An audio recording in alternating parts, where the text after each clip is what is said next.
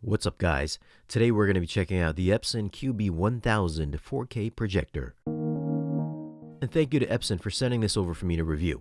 If you want to grab one of these, I will leave some links for it down below in this video's description. Inside the box is the manual, a cable cover for the back of the projector, the remote, power cord, and batteries. The model I have here is the white version, but it does come in a more home theater friendly black color as well. This does look exactly like the older model, the LS12000. It measures 20.5 inches wide by 17.6 inches in depth by 7.6 inches in height, and it weighs 28.2 pounds. On the front is Epson's 15-element all-glass lens behind a motorized cover. On the side is the power button and source selector. On the back is a USB-A in, a service port, trigger out port, LAN connection, optical HDMI port for optical HDMI cables, two HDMI 2.1 ins with support for EARC, and an RS-232C port. And the projector's controls are located on the bottom left corner. Now, if you don't want to look at all the connections, you can attach the included cable cover to the back for a cleaner look. This does have a motorized lens with a 96% horizontal shift and a 47% vertical shift.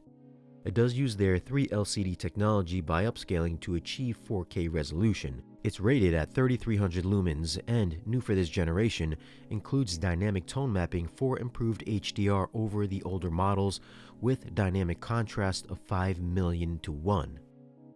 For setup, I will be projecting on a 150-inch Screen Innovations Maestro 2 acoustically transparent screen with a gain of 1.1. The first thing that we're going to look at is the settings options in the projector itself. The first section here is your frequently used items. This is everything that I've been using recently, and that's going to pop up on the top row. The second section here is the image settings.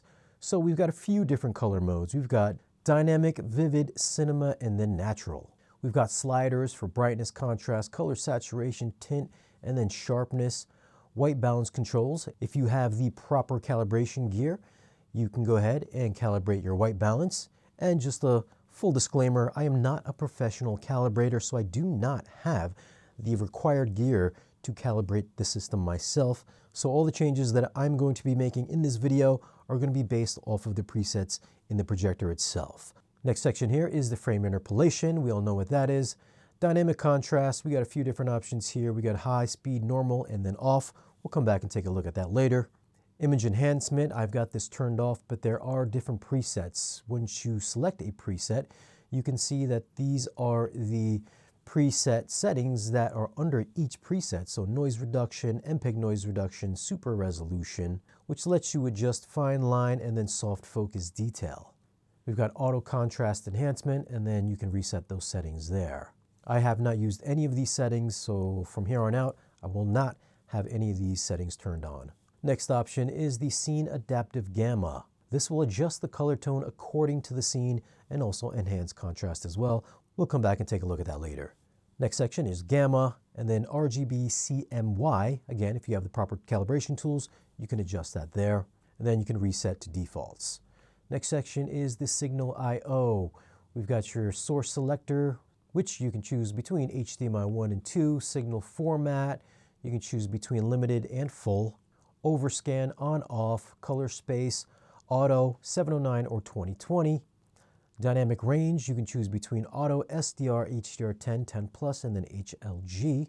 Image processing, we've got auto for ALLM, fine and fast. So if you are a gamer, you might want to keep this on. And this does support 4K 120 at I believe about 20 milliseconds or so.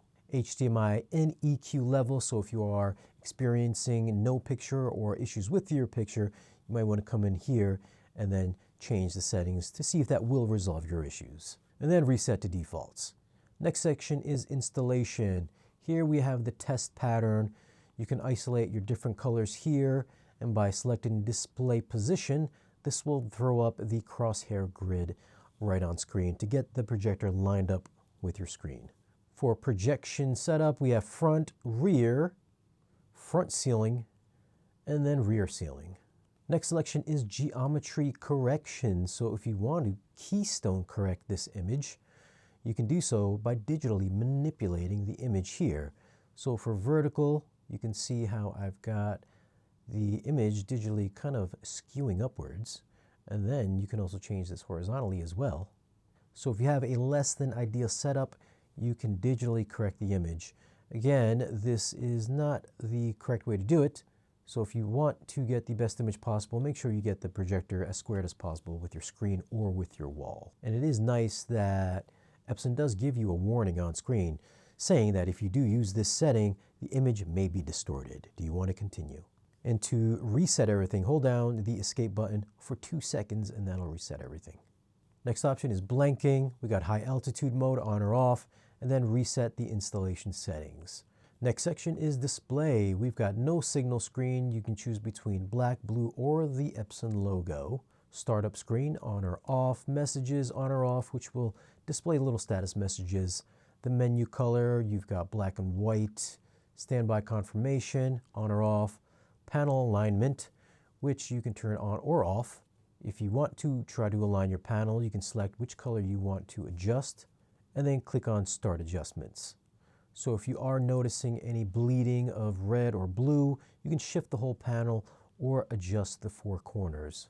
The next section here is Operation.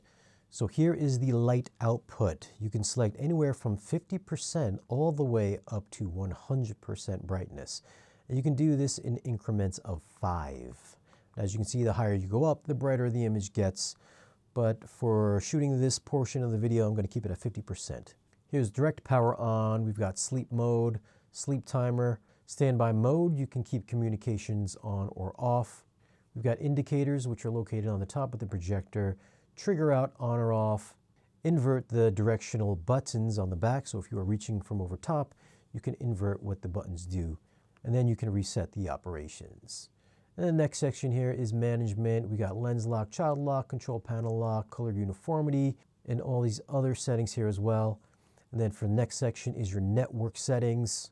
We've got memory. We've got a few different memory banks here. So if you want to load something from memory, you got 10 different memory banks. So as you can see, I have a different setting for SDR and then another one for HDR. Then you can rename the memory or erase the memory or just reset everything. Then here we've got lens position. You can save the memory. So if you want to zoom in or out, depending on what you're watching, 16:9 or 21:9 content, you can zoom in and out from here, then save that in memory. And then the last section is the firmware update. And that is it for all the settings. Since the new model has dynamic tone mapping, we've got to test out the Spears and Munsell horses. A lot of displays, whether it's a TV or projector, will have a tough time with the 10,000 and 4,000 nit demo. And as you can see, there is a lot of detail being blown out in the foreground and the background in the top 2 videos. So whatever algorithm they're aiming for doesn't seem to prioritize highlight recovery. The 1 and 2000 nit demos look a bit better with more detail in the 1000 nit shot. Now here's the same video with tone mapping turned off, which looks the same as the 10,000 nit shot, while at 600 nits, which is the dimmest, does look the best out of all of them. As a comparison, I've got a JVC NZ700 playing the same demo at 10,000 nits. And while it isn't perfect, it does strike a middle balance with light and dark detail as seen on the horses. It'd be nice if the Epsons had a few different options like the new JVCs and Sonys, which let you select either brighter highlights, better blacks, or somewhere in the middle. Right now, the Epsons is just really bright. Now to test out the laser dimming, I've got all 4 presets active. I'm also overexposing this shot so you can see the laser fully dimmed down easier. Dynamic and Vivid look to be the brightest presets, while Cinema and Natural look to be the most accurate. Dynamic does have the more aggressive dimming, where the laser looks as if it's shutting off completely on every fade. The smoothest, I think, would be Natural, followed by Vivid, then Cinema.